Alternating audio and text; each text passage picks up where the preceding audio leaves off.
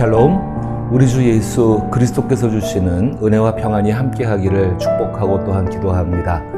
오늘 함께 읽고 묵상할 말씀은 예레미야 9장 17절로부터 24절 말씀입니다. 제가 말씀을 읽어봅니다. 만군의 여호와께서 이와 같이 말씀하시되 너희는 잘 생각해보고 곡하는 부녀를 불러오며 또 사람을 보내 지혜로운 부녀를 불러오되 그들로 빨리 와서 우리를 위하여 애곡하여 우리의 눈에서 눈물이 떨어지게 하며 우리 눈꺼풀에서 물이 쏟아지게 하라. 이는 시온에서 통곡하는 소리가 들리기를 우리가 아주 망하였구나. 우리가 크게 부끄러움을 당하였구나. 우리가 그 땅을 떠난 것은 그들이 우리 거처를 헐었음이로다 함이로다. 부녀들이여 여호와의 말씀을 들으라. 너희 귀에 그 입의 말씀을 받으라. 너희 딸들에게 애곡하게 하고 각기 이웃에게 슬픈 노래를 가르치라. 무릇 사방이 우리 창문을 통하여 넘어 들어오며 우리 궁실에 들어오며 밖에서는 자녀들을 거리에서는 청년들을 멸절하려 하느니라. 너는 이같이 말하라. 여호와의 말씀에 사람의 시체가 분토같이 들에 떨어질 것이며 추수하는 자의 뒤에 버려져 거두지 못한 곡식당같이 되리라 하셨느니라. 여호와께서 이와 같이 말씀하시되 지혜로운 자는 그의 지혜를 자랑하지 말라. 용사는 그의 용맹을 자랑하지 말라. 부자는 그의 부함을 자랑하지 말라. 자랑하는 자는 이것으로 자랑할지니 곧 명철하여 나를 아는 것과 나 여호와는 사랑과 공의와 정의를 땅에 행하는 자인 줄 깨닫는 것이라. 나는 이 일을 기뻐하노라. 여호와의 말씀이니라. 아멘. 하나님께서는 이스라엘 백성들의 허상을 지적하고 계시고 어떻게 해야 될지를 또한 말씀을 하고 계십니다. 오늘 이 말씀 가운데에서 하나님께서 17절부터 19절까지 곡하는 부녀들, 지혜로운 부녀들을 불러오라고 이야기합니다. 여기서 말하는 이 지혜로운 부녀들, 곡하는 부녀들은 문자적으로 표현한다면 넋두리라고 표현을 할 수가 있고, 그리고 좀 더 구체적으로 말한다면 초상이 났을 때에 거기에 그 당시에는 직업적으로 와서 슬퍼하는 사람들이 있습니다.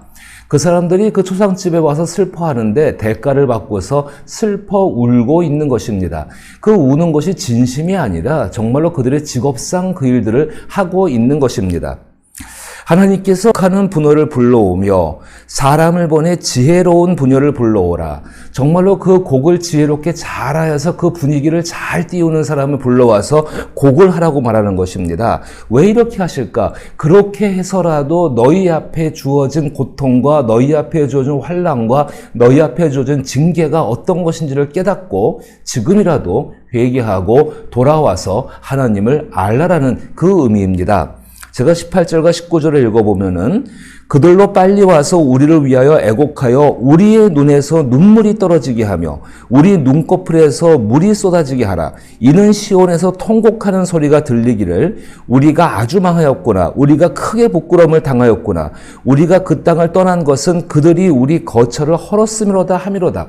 이제 바벨론의 침략이 얼마 남지 않았기 때문에 아직은 기회가 있으니까는 곡하는 사람, 넋두리꾼을 불러와서라도, 아니 진심이 담기지 않더라도 너희 눈에서 눈물을 흘려서라도 내게로 돌아오라고 말씀하시는 하나님의 간절함이 담겨져 있습니다. 요즘 시대 가운데 말한다면 이 넋두리꾼이 누굴까요? 직업적인 종교인입니다. 분위기를 잘 잡고 잘 띄워서 사람의 어떤 감정적인 것들을 끌어내게 되어지고 또 거룩한 교회 가운데에서 이벤트를 진행함으로 말미암아 사람들을 호흡하여서 불러 모으는 것들, 그렇게 해서라도 정말로 하나님의 심판과 진노와 하나님이 어떤 분이신지를 알게 하면 좋을 텐데 그렇게 하지 아니하고 단순히 그때의 분위기만을 띄우는 그런 직업적 종교인들을 말하게 될 것입니다. 20절로 시작하여서 22절에는 여전히 예레미야가 가지고 있는 그 느낌, 노아의 홍수의 느낌을 가지고서 하나님이 그것이 맞다라고 인정하시면서 그때가 되게 되면 어떤 일이 벌어질지를 미리 말씀하시는 것입니다. 다시 한번 제가 읽어보면은 분어들이여 여호와의 말씀을 들으라. 너희 귀에 그의 입의 말씀을 받으라. 너희 딸에게서 애곡하게 하고 각기 이웃에게 슬픈 노래를 가르치라. 무릇 사망이 우리 창문을 통하여 넘어 들어오며 우리 궁실에 들어오며 밖에서는 자녀들을 거리에서는 청년들을 멸절하려 하느니라. 너는 이같이 말하라. 여호와의 말씀에 사람의 시체가 분토같이 들에 떨어질 것이며 추수하는 자의 뒤에 버려져 거두지 못한 곡식당 같이 되리라 하셨느니라. 노아의 홍수 때 노아가 참 많이 경고했지요. 그 방주를 지으면서 많은 사람들이 물어봤을 것입니다. 도대체 이것이 무엇을 의미하고 왜 이런 일을 하십니까? 그때 노아가 분명히 하나님의 심판, 그 경고의 이야기를 전했을 것입니다. 그런데 사람들은 믿지를 않았습니다. 지금 예레미야 때도 똑같은 일들이 벌어지고 있는 것입니다. 만약에 이스라엘 백성들이 하나님이 하시는 말씀, 예레미야가 전한 하나님의 말씀의 의미를 깨달았다면은 특별히 20절 말씀에 너희 귀에 그의 입의 말씀을 받으라. 정말로 하나님 말씀을 듣고서 깨달았다고 한다면은 그 하나님이 어떤 분이시고 어떤 심정인지를 갖고 있었다라고 한다면은 이들은 준비했을 것입니다. 어떤 걸 준비하는가? 너희 딸들에게 애곡하게 하고 각기 이웃에게 슬픈 노래를 가르치라. 오직 유일한 구원의 길은 하나님께로 나가서 그들의 죄를 회개하고 통곡하고 그들 자신들과 그들 자신들의 공동체와 그 조상들이 저지른 죄를 하나님 앞에 회개하고 하나님 앞에 도움을 구하면서 그 죄를 떠나 살 수 없는 사람들이기 때문에 하나님께 도움을 구하면서 그 죄를 떠나 변화된 삶을 원했다고 한다면은 분명히 결과는 달라지게 되었을 것입니다. 노아의 홍수 때에 하나님 말씀을 깨닫지를 못하고 순종하지 못해서 모든 사람들이 죽임을 당하게 되지요. 애굽으로 건너와 볼까요? 이스라엘 백성들이 애굽에 있었을 때에 하나님께서 유월절 양을 잡아서 먹고 그날 밤에 장자들이 죽을 것을 이야기하셨습니다. 그때 믿은 사람은 정말로 하나님을 아는 사람들 뿐이었습니다. 아니 설령 하나님을 알지 못한다 할지라도 그 하나님 말씀을 듣고 준비한 사람들이 바로 그 땅 가운데에서 건짐을 받게 되어집니다. 아마도 그 유월절 밤에 사람들이 물었을 것입니다. 이렇게 우리가 양을 잡아서 이 양고기를 먹는 것이 어쩌면 가난한 사람들에게는 그 양 한 마리가 대단한 재산이었을 것인데 이것을 이렇게 먹는 것이 과연 무슨 의미가 있겠습니까? 만약 그런 질문을 모세가 받았다고 한다면 모세는 뭐라고 말했을까요? 저는 이렇게 생각합니다. 모세가 의심하지 말라. 하나님께서 말씀하셨다. 그 다음 일이 어떨지는 모르지만은 만약에 하나님 말씀이 이루어진다면은 오늘 우리가 먹는 이 고기는 이 양 한 마리의 죽음은 우리에게 최고의 축복이 될 것이다. 그 말을 믿는가 믿지 못하는가의 문제였죠. 그것이 바로 하나님을 아는 것입니다. 그 말씀을 신뢰하는 것, 그리고 그 말씀대로 이루어진다는 것, 그리고 한 걸음 더 나가서 그 말씀을 하나님 스스로가 이루신다는 것을 믿는 것입니다. 23절에 하나님이 분명한 이야기를 하십니다. 여호와께서 이와 같이 말씀하시되 지혜로운 자는 그의 지혜를 자랑하지 말라. 용사는 그의 용맹을 자랑하지 말라. 부자는 그의 부함을 자랑하지 말라. 왜 하나님 말씀을 귀로 듣고 받아들이지를 못할까요? 그것은 우리 가운데 있는 스스로 지혜 있다고 생각하는 그것 때문입니다. 그 지혜 속에는 자신의 경험이 담겨져 있고 그 지혜 속에는 자신의 실력들이 담겨져 있고 그 경험 속에서는 자신의 하찮은 예지력이 그 가운데 담겨 있다라고 생각을 하는 것입니다. 용맹을 자랑하지 말라고 합니다. 자기의 힘이 세다고 해서 구원을 얻는 것 절대로 아니죠. 이미 그들 앞에 주어진 하나님의 작정하신 것들은 회개하지 않고서는 하나님께 돌아가지 않고서는 하나님 말씀을 따라 자기의 삶을 변화시키지 않고서는 도저히 바꿀 수 없는 것인데 나는 힘이 세고 용감하고 두려움이 없고 담대하니까는 나는 얼마든지 그런 상황 가운데에서 살아남고 승리할 수 있어. 나는 아무 염려 없어. 나만 믿어. 뭐 이렇게 말하는 식입니다. 그거 자랑하지 말라는 겁니다. 부자는 그의 부함을 자랑하지 말라고 말합니다. 그때나 지금이나 부라는 것은 재물이라는 것은 힘을 상징합니다. 무엇인지 할 수 있다는 것이지요. 심지어는 우상을 사다 놓고서 돈으로 사다 놓고서 크게 치성을 드리게 되면은 그 우상이 자기들을 돕겠다는 아주 엉뚱깽뚱한 생각까지도 할 수 있는 것입니다. 세 가지의 악한 것을 지적하십니다. 첫 번째가 사람 스스로 지혜롭다고 여기는 것입니다. 두 번째가 사람 스스로 나는 두려움이 없는 용감한 사람이라고 하는 것입니다. 자신 있다는 것입니다. 세 번째가 자기의 부를 자랑합니다. 현대의 교회가 자랑하고 있는 것이 무엇일까요? 과연 하나님을 아는 것을 자랑하고 있을까요?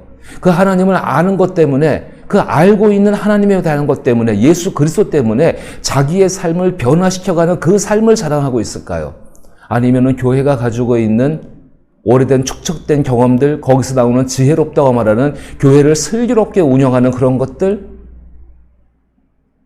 우리 교회는 아무 문제가 없는, 우리는 정말 두려움이 없어, 우리는 무엇이든 다 할 수 있어 하는 자기의 용맹을 자랑하는 자기 오만들, 그리고 한 걸음 더 나가서 교회가 재산을 자랑하고 있다면은, 교회가 성도의 숫자를 자랑하고 있다면은, 교회가 어떤 사역들을 이렇게 많이 하고 있다는 것을 갖다 펼쳐놓고서 이것이 우리의 업적이라고 자랑하고 있다면은 아무것도 아닌 것이 된다는 것입니다.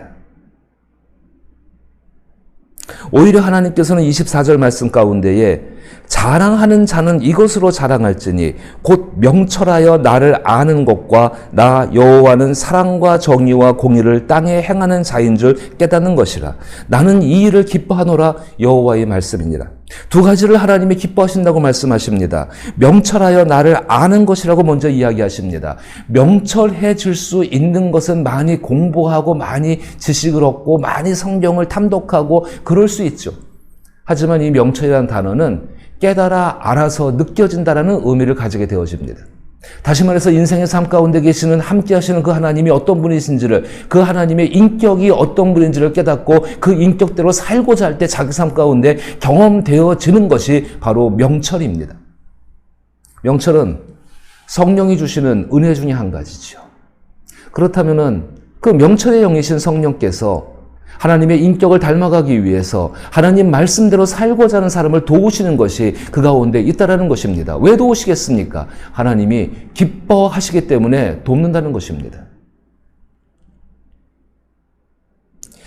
여호와는 사랑과 정의와 공의를 땅에 행하시는 자인 줄을 깨닫는 것이니라. 미슈파트를 행하시는 그 하나님, 모든 것을 합력하게 하셔서 모든 것을 따져보시고 정말로 따져보신 연후에 모든 것을 합력하게 하셔서 높은 것은 낮추시고 낮은 것은 높이게 하셔서 하나님이 보시기에 가장 선한 것을 이루시는, 그래서 하나님이 기뻐하시며 함께 있기를 원하시는 그 하나님의 행하심을 아는 것입니다. 알기 때문에 나도 그 삶을 살아가야 되는 것입니다. 우리 위더스 교회는 23절에 속한 교회입니까? 아니면 24절에 속한 교회입니까? 그것은 우리 스스로가 만들 문제입니다. 이미 하나님께서는 말씀하고 계십니다. 이미 성경을 통해서 그리스도 예수를 통하여서 성령을 통하여서 이미 우리 가운데에 분명한 것들을 이야기하고 계십니다.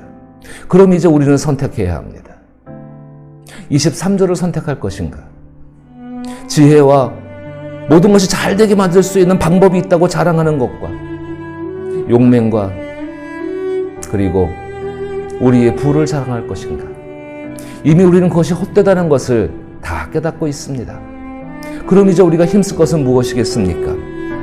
명철하여 나를 아는 것, 자기의 삶 가운데에서 성령의 도움 가운데 하나님 말씀을 따라 순종함으로 말미암아 그 변화 가운데에서 성령을 경험하고 그 하나님을 알아가는 것이 우리 가운데 먼저 있어야 되고, 동시에 하나님의 미슈파트, 사랑과 정의와 공의를 땅에서 행하는 그 하나님을 닮아서 그분이 예수 그리스도이시기 때문에 나도 그 예수님의 뒤를 따라서 이 하나님의 사랑과 정의와 공의를 나의 삶의 작은 것부터 시작해 나가는 것이 우리 가운데 필요하다는 것입니다. 이 모두가 성령이 기뻐하시는 일이죠. 이 모두가 하나님이 기뻐하시는 일이죠. 노아의 방주가 어떤 모습이었을까요? 여기 말하는 것처럼 하나님을 아는 것과 하나님의 미슈파트를 순종 가운데 그 일을 행하는 사람들이 노아의 방주에 올라탔던 8명의 사람들 아니겠습니까? 저와 여러분이 그리스도 예수의 한없는 은혜 가운데 이같이 될 수 있기를 나사렛 예수의 이름으로 축복합니다.